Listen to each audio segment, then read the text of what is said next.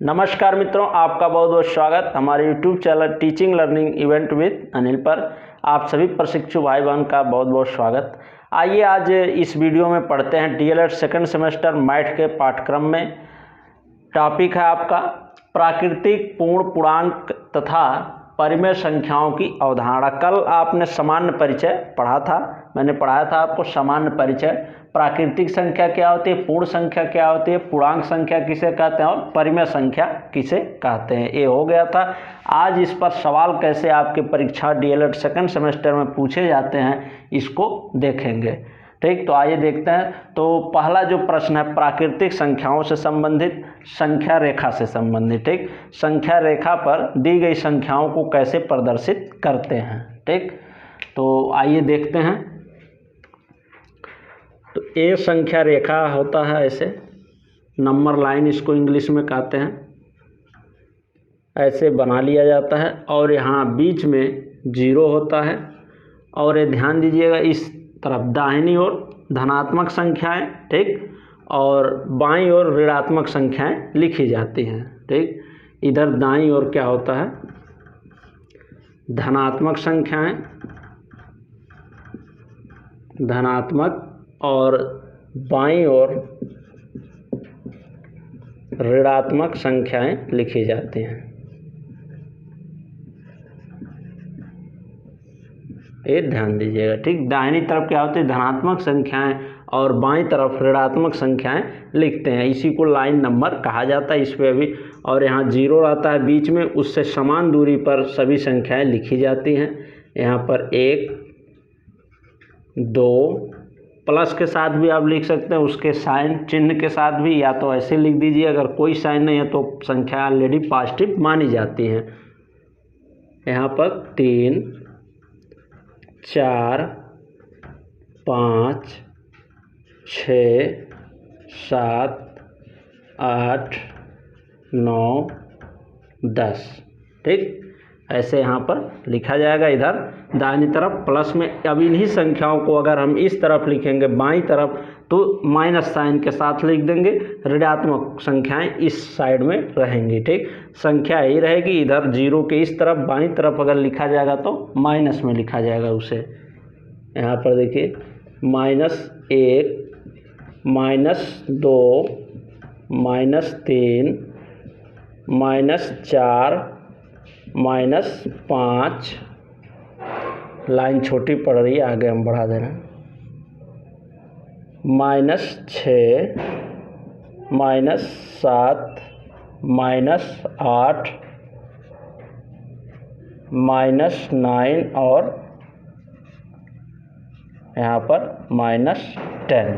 ठीक, इसी को हम क्या बोलते हैं, संख्या रेखा या नंबर लाइन बोलते हैं। इस प्रकार से आपकी परीक्षाओं में प्रश्न पूछे जाते हैं। संख्याएं दे दी जाएंगी और कहा जाएगा कि इनको आप संख्या रेखा पर प्रदर्शित करिए। मान लीजिए एग्जाम्पल स्वरूप आपको संख्याएं दे दी गई 1, 2, 3 और -2, -4, -5, ठीक, और -3। इनको अब कह दिया गया कि संख्या रेखा पर आप प्रदर्शित करिए। तो कैसे करेंगे, तो इसी प्रकार से आप नंबर लाइन खींचेंगे, संख्या रेखा, ठीक, और बीच में रहेगा जीरो, और जीरो के तरफ इसमें जो भी प्लस संख्याएं पॉजिटिव नंबर दिए गए हैं उनको इस साइड में लिखेंगे दाहिनी तरफ। ठीक, और जो ऋणात्मक संख्याएं -2, -4, -5 और -3, इन सबको जीरो के बाईं तरफ लिख देंगे। इसी प्रकार से आप आसानी से इन पर प्राकृतिक संख्याओं से संबंधित प्रश्नों को आसानी से कर सकते हैं। ठीक, अब और प्रश्न क्या पूछे जाते हैं प्राकृतिक संख्या से, तो पूछा जाता है पूर्ववर्ती संख्या, अनुवर्ती संख्या। ठीक, ये भी पूछा जाता है, तो इसको भी देख लेते हैं। पूर्ववर्ती संख्या, तो पहले जानेंगे पूर्ववर्ती संख्या कहते किसे हैं। पूर्ववर्ती माने पहले, ठीक, और अनुवर्ती माने बाद में। ठीक, पूर्ववर्ती माने पहले, यानी दी गई संख्या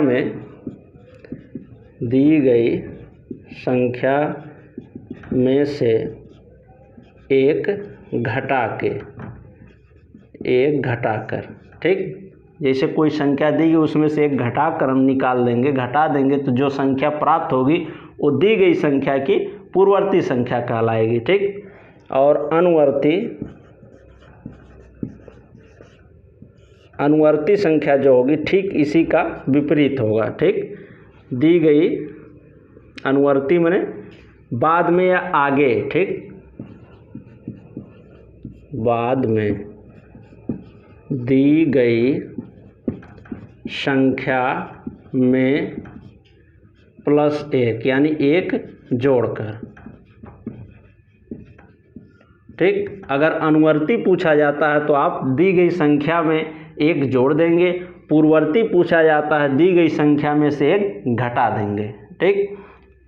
और अनुवर्ती को अन्य नामों से भी उत्तरवर्ती, परवर्ती, ठीक, इन नामों से भी जाना जाता है।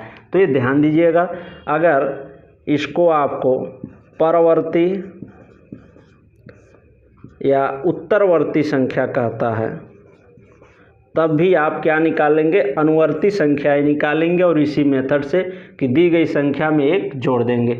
जैसे आपको संख्या दे दी गई 5, ठीक, और इसका आपको बताना है पूर्ववर्ती, तो पूर्ववर्ती बताने के लिए -1 कर दीजिए, 5 में से 1 घटाएंगे 4 मिल जाएगा, ठीक।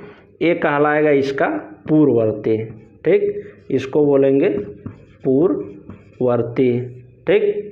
और अनुवर्ती माने 1 प्लस करना है, इसमें +1 कर दीजिए, 5 और 1 जोड़ेंगे 6 हो जाएगा। 6 आपका क्या है, इसको बोलेंगे अनुवर्ती संख्या। ये 5 की क्या है, अनुवर्ती है 6 और पूर्ववर्ती है 4, ठीक। और परवर्ती भी इसको कहा जा सकता है, 6 को अन्य नाम इसका है उत्तरवर्ती भी कहा जाता है। ध्यान दीजिएगा, आपकी परीक्षाओं में परवर्ती करके अगर पूछता है तब भी आप अनुवर्ती संख्या ही निकालेंगे, और उत्तरवर्ती कहता है तब भी अनुवर्ती संख्या ही निकाली जाएगी।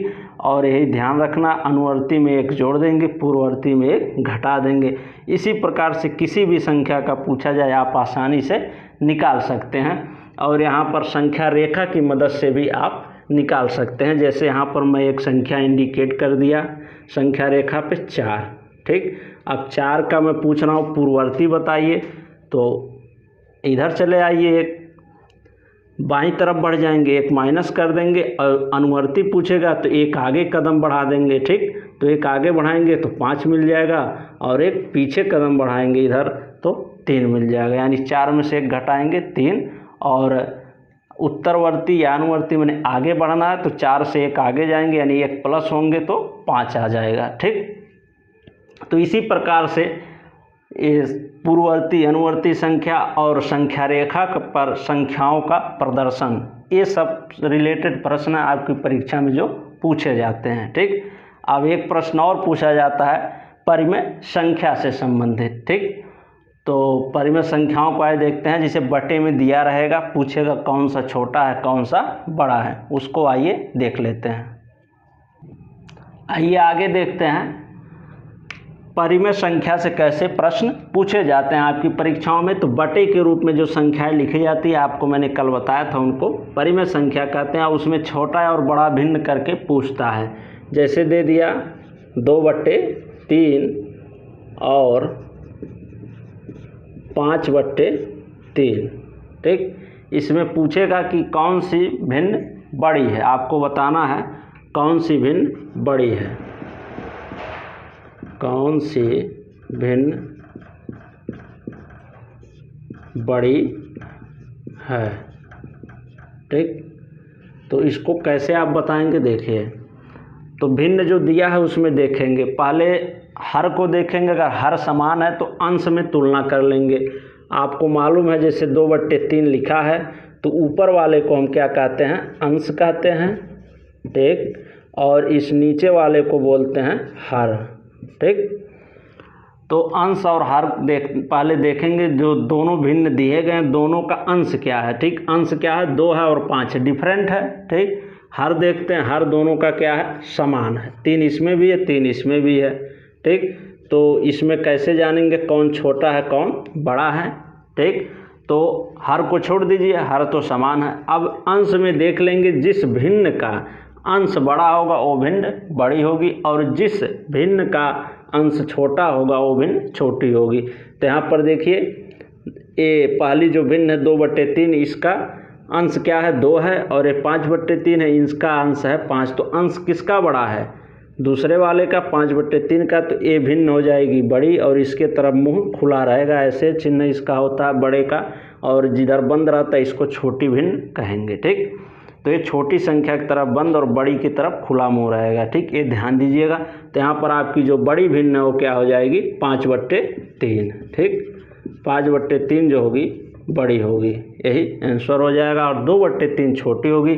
तो यहाँ तो आपने देखा कि हर क्या थे, समान थे, तो आपने आसानी से अंश की तुलना कर लिया, जो बड़ा था उसको बड़ा बताया, जिसका अंश छोटा था वो भिन्न छोटी हो गई। लेकिन अगर अंश और हर बड़ा नहीं देता है तब कैसे निकालेंगे। ठीक, जैसे एक भिन्न है और ए दे दिया। ठीक, इसमें क्या है, अंश और हर सब असमान है। इस भिन्न का 4/8 है। ठीक, और इसका 5/7 है। अब इसमें तुलना कैसे करेंगे, तो अगर पहले हर देखेंगे, अगर दोनों भिन्नों का समान नहीं है, हर समान है तो अंश की तुलना कर लेंगे, जैसे ऊपर आपने देखा। लेकिन इसमें क्या है, हर दोनों के समान नहीं है, दोनों भिन्नों के। ठीक, तो इसमें पहले इस हर को बराबर करेंगे। तो हर को बराबर करने के लिए इस वाले नंबर से, ठीक, इसमें ऊपर नीचे गुणा कर देंगे इस भिन्न में, और इसके हर से इसमें ऊपर नीचे गुणा कर देंगे। तो नीचे वाला जो होगा इक्वल हो जाएगा, समान हो जाएगा। तो पुनः पुराने तरीके से अंश की तुलना कर लेंगे, हर समान हो जाएगा, तो फिर जिसका ऊपर वाला बड़ा हो जाएगा, अंश बड़ा हो जाएगा, वो भिन्न बड़ी हो जाएगी, और जिसका अंश छोटा होगा वो छोटी हो जाएगी। ठीक, तो आइए इसको करते हैं। देखिए इसके हर से, ठीक, 5/7 में हर क्या है 7 है, 7 से इस भिन्न में ऊपर नीचे गुणा करेंगे, और 8 से इसमें ऊपर नीचे गुणा करेंगे। तो आइए 4/8 है, गुणे गुणे। ठीक, दोनों में इसके हर से यानी 7 से क्या होगा गुणा होगा। ठीक, अब इसको गुणा करिए, कितना आएगा 4 सत्ते 28 और 8 सत्ते 56, 28/56 आ गया। ठीक, इसको रहने दीजिए ऐसे। अब इसको देखिए, इसके हर को बराबर करने के लिए इसके हर से ऊपर नीचे 8 से ऊपर नीचे गुणा करेंगे। अभी देखिएगा दोनों के हर क्या हो जाएंगे, समान हो जाएंगे।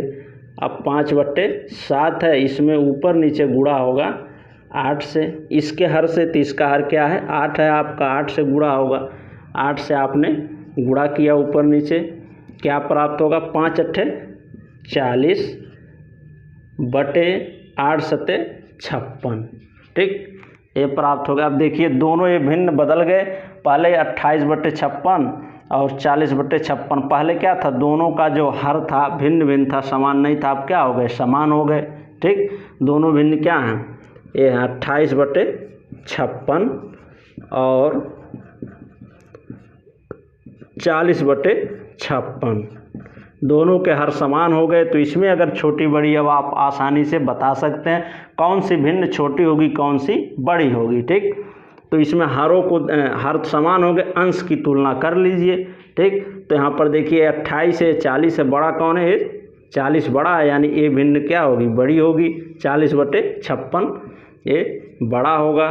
ठीक, और ये इसका अंश जो है छोटा है, तो ये भिन्न छोटी होगी, ये छोटी भिन्न होगी। ठीक, तो ये पहले का यानी छोटी, पहले का यही तो आपने परिवर्तन किया यहाँ पर 8 से गुणा करके, यानी छोटी भिन्न इसमें इन दोनों में अगर बतानी हो तो 4/8 छोटा हो जाएगा, और 5/7 का मान बाद में इतना बदल कर आया। ठीक, तो अब ये बड़ी भिन्न 5/7 हो जाएगी। ठीक, तो यहाँ पर लिख सकते हैं बड़ी भिन्न बराबर 5/7 होगी। ठीक, इसका मान यही होगा। ठीक, और छोटी भिन्न 4/8 होगी, छोटी भिन्न बराबर 4/8। और अगर साइन के थ्रू लिखना चाहें तो 4/8 क्या होगा, छोटा होगा, और 5/7 बड़ा होगा। ठीक, तो मुझे लगता है आप आसानी से इस चीज़ों को समझ गए होंगे। कैसे आपको छोटा बड़ा भिन्न, तो परिमेय संख्या से ऐसे ही प्रश्न पूछे जाते हैं आपके कि भिन्न दे देगा, कहेगा इसमें छोटी बड़ी बताइए। ठीक, तो इसी प्रकार से प्रश्न आपकी परीक्षाओं में आते हैं परिमेय संख्या से, प्राकृतिक संख्या से। ठीक, संख्या रेखाओं पे प्रदर्शन पूर्ववर्ती अनुवर्ती पूछ लेता है, या तो भिन्न दे देगा और परिमेय संख्या उसमें पूछेगा छोटी बड़ी भिन्न बता दीजिए। तो ऐसे आसानी से आप देखेंगे पहले भिन्न में अगर हर समान है नीचे वाला तो ऊपर वाले की तुलना कर लेंगे, ऊपर वाला अगर बड़ा है जिस भिन्न का अंश बड़ा होगा वो भिन्न बड़ी हो जाएगी, जिस भिन्न का अंश छोटा रहेगा वो छोटी हो जाएगी। और अगर नीचे वाला हर समान नहीं है दोनों भिन्नों का तो पहले क्या करेंगे, उसके हर को समान करेंगे और हर को समान करने के लिए इसके हर से इसमें गुणा कर देंगे इस भिन्न में, और इस भिन्न दूसरी भिन्न में पहले वाले के हर से ऊपर नीचे गुणा कर देंगे, नीचे वाला आपका समान हो जाएगा। उसके बाद से हम ऊपर वाले की पुनः तुलना करके छोटा बड़ा भिन्न बता देंगे। ठीक, तो ऐसे ही प्रश्न आपकी परीक्षाओं में इससे प्राकृतिक संख्या, पूर्ण संख्या, पूर्णांक संख्या से पूछे जाते हैं। ठीक, तो ये रहा आपका ये भी चैप्टर अब कंप्लीट होता है। तीसरा यूनिट कल पढ़ेंगे हम लोग, चौथा यूनिट जो आपके सिलेबस में गणित के पाठ्यक्रम में दिया गया है। बाकी आज आपका तीसरा यूनिट भी कंप्लीट हो गया। और कल मैंने इसकी अवधारणा बताया था, सामान्य परिचय, ठीक, क्या होती हैं परिमेय, पूर्णांक और सब संख्याएं, और आज इस पर सवाल जो आपकी परीक्षा में पूछे जाते हैं। ठीक, तो आप लोग इसको अच्छे से तैयार कर लीजिएगा। और पूर्णांक, परिमेय संख्या, प्राकृतिक संख्या किसे कहते हैं अगर नहीं पढ़े हैं इसका पहला पार्ट वीडियो का, तो इस वीडियो के डिस्क्रिप्शन बॉक्स में लिंक मिल जाएगा, आप वहां से जाकर के लिंक पर क्लिक करके देख सकते हैं। ठीक, और चैनल के प्लेलिस्ट में आप जाइए हमारे, वहां पर डीएलएड सेकंड सेमेस्टर गणित के नाम से प्लेलिस्ट बनी है, वहां पर गणित आपके सिलेबस से संबंधित संपूर्ण वीडियो उपलब्ध, आप वहां पर देख सकते हैं। ठीक, जो भी पहला यूनिट, दूसरा यूनिट जो हम पढ़ा चुके हैं वहाँ पर संपूर्ण वीडियो आपको एक साथ मिल जाएगा।